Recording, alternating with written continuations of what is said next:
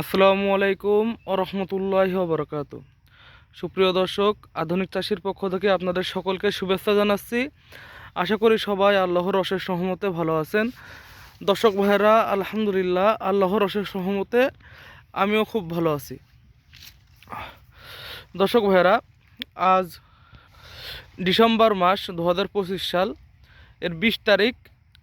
আজ আমি আপনাদের আমার পেয়ারা বাগানের বর্তমান অবস্থাটা দেখাবো এবং আমরা কি কি পরিচর্যাগুলো কন্টিনিউ করছি সেগুলো আপনাদের বলবো। তো দর্শক ভাইরা দেখুন, আজ আপনাদের দেখাই বর্তমানে যেটা আমি মূলত যেটা আপনাদের বলছিলাম, গাছের ফুল ফল ঝরা রোদ, বিশেষ করে ফুল ঝরাটা কিভাবে রোধ করা যায় সেটা আপনাদের বলছিলাম এবং আমরা সে অনুযায়ী ট্রিটমেন্ট চালাচ্ছি। এখন ফলাফলটা আপনাদের সর্বপ্রথম দেখাবো। দেখুন, আলহামদুলিল্লাহ এখানে 3টে ফুল ফুটেছে, 3টে ফুলই সুন্দরভাবে দাঁড়িয়ে গিয়েছে। সেটা ভালো হয়েছে, আপনারা দেখলে বুঝতে পারবেন। দেখেছেন আলহামদুলিল্লাহ। এবং পাশাপাশি এই গাছটা আরও দেখাই, আরও 3টা ফুল এখানে ফুটেছে এই ডালটায়। 3টা ফুলই এটা তো অলরেডি ফলে পরিণত হয়েছে, আরও ফুলগুলো দাঁড়িয়ে গেছে এবং এটা আল্লাহর অশেষ শুকরিয়া। দেখুন এখানেও আল্লাহর রহমতে দাঁড়িয়ে গিয়েছে, ফল দাঁড়িয়ে গিয়েছে। এই গাছটা দেখালাম, এখন আমরা আরেকটি গাছে দেখাই। এই গাছে কোনো ফুল ফুটেনি, এখনও পর্যন্ত ফুল ফুটেনি। ইনশাল্লাহ শর্ট টাইমের মধ্যে এই কড়িগুলো ফুলে পরিণত হবে, তখন আপনাদের আবার দেখাবো। তো দেখুন দর্শক ভাইরা, এইখানেও একটা ফুল ফুটেছে এবং ফলে আলহামদুলিল্লাহ এগুলো ফুল সব সেট হয়ে গিয়েছে। কোন জায়গায় বেশি আছে ফুল ফোটা সেখানে আপনাদের একটু নিয়ে যেতে পারলে ভালো হতো।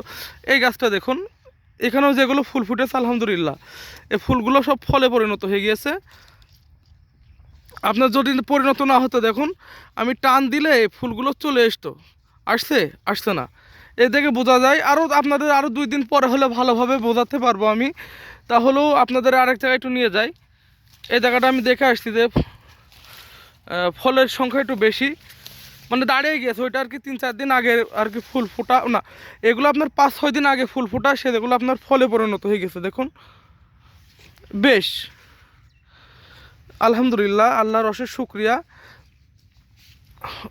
এই জায়গাটা যেটা আপনাদের বলছিলাম, এই জায়গাটা এই যে দেখুন,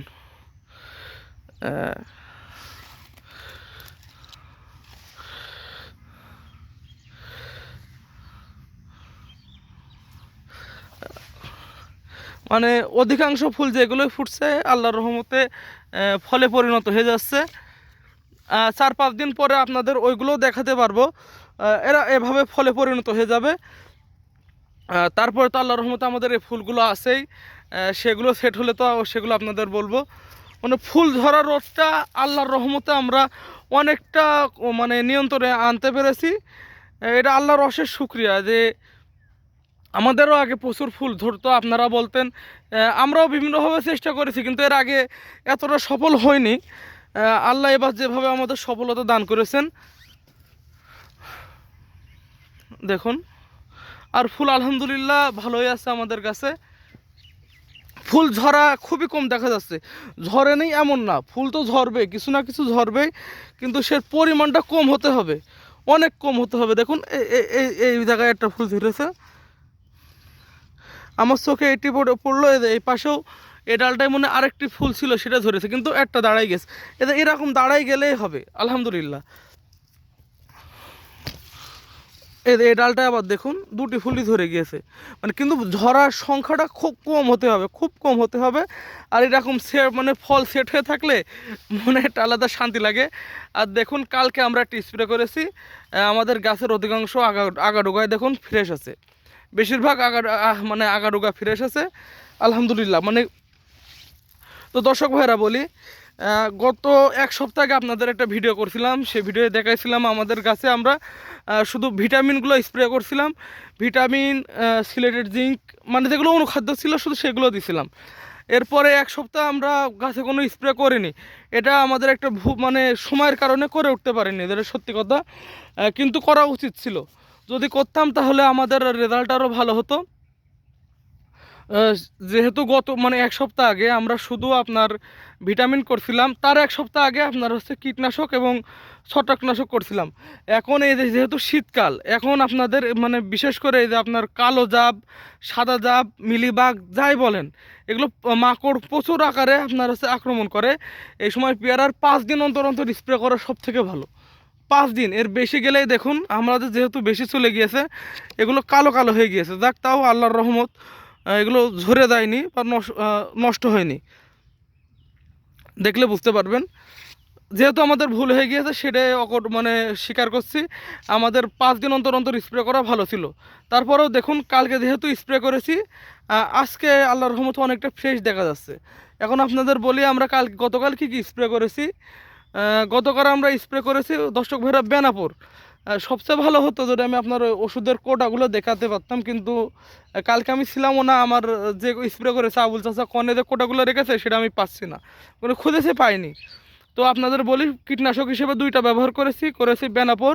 ওর গ্রুপটা আছে আপনার ক্লোরোফেনাপাইর প্লাস অ্যাবামেকটিন বেনজয়েট। এর আপনারা যারা আমার আগের ভিডিও দেখেছেন তারা ওষুধ সম্পর্কে জানেন, ওষুধটা সম্পর্কে। তো ও আপনার হচ্ছে এর পরিমাণটা দিয়েছিলাম আপনার প্রত্যেক লিটারে 1 ml বা কোনো সময় একটু বেশিও যেতে পারে, 1.25ও যেতে পারে ml, এমনই মাত্রা ছিল। এবং সাথে আপনার হচ্ছে দিয়েছিলাম কিংক্লোরোপাইড, এর গ্রুপটা হচ্ছে ইমিডাক্লোরোপিড। তো দর্শক ভাইয়েরা এই তরল ইমিডাক্লোরোপিড তরল এর এর মাত্রাটা ছিল প্রত্যেক লিটারে 1 ml। তো এর বেশি না। আপনার হচ্ছে যেহেতু আমরা গত সপ্তাহে বেশি করছিলাম, এবার ডোজ কমাই আনছি, আস্তে আস্তে আরও সঠিক ডোজেই চলে আসবো। দেখুন দর্শক ভাইয়েরা, এই 2টা আমরা হচ্ছে কীটনাশক ব্যবহার করেছি। আর যেটা বলছিলাম, এ দেখুন কালো জাপ মরে গিয়েছে, একদম মরে ক্লিয়ার।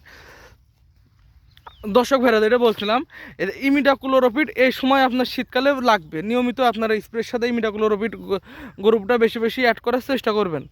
তো এর পরবর্তী যেটা বলছি, আমরা দিছিলাম 2টো ছত্রাকনাশক। সেটা হচ্ছে আপনার হেডলাইন টিম, যেটা আমরা 15 দিন আগে করছিলাম, যেটা দেখছিলেন। ওর গ্রুপটা হচ্ছে পাইরাক্লোস্টোবিন প্লাস ডাইমেরোথপ। আপনারা হচ্ছে এই শীতকালে আগাডুগা পেয়ারার এরকম চকচকে রাখার জন্য এই পাইরাক্লোস্টোবিন এই গ্রুপের ছত্রাকনাশকটা ব্যবহার করলে দেখতে পারবেন রেজাল্টটা কত মানে চমৎকার আসে। মানে আগাডুগা ফ্রেশ থাকে, খুবই দেখুন চকচকা একটা ভাব থাকে। ফলটাও সব মানে ফলগুলো দেখুন এরকম চকচকা হয়, খেয়াল করলে দেখতে পারবেন। এবং গাছ সুস্থ থাকে, গাছের শীতকালে সুস্থ রাখার জন্য এই গ্রুপটা খুবই দরকার। আপনারা এই যে গ্রুপের নাম বললে অনেক সময় অনেকে নাও বুঝতে পারেন। সেক্ষেত্রে আমি 2-1টা এই গ্রুপের আছে ছত্রাকনাশকের নাম আপনাদের বলে দিই।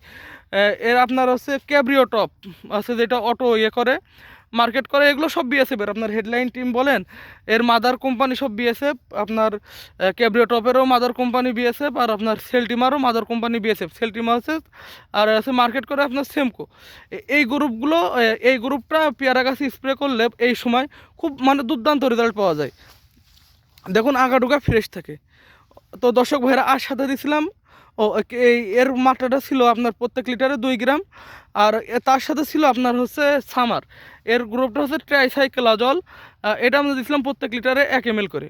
তো এটা স্প্রে করেছি, আলহামদুলিল্লাহ ভালোই লাগছে। বাগানের পরিবেশ খারাপ না।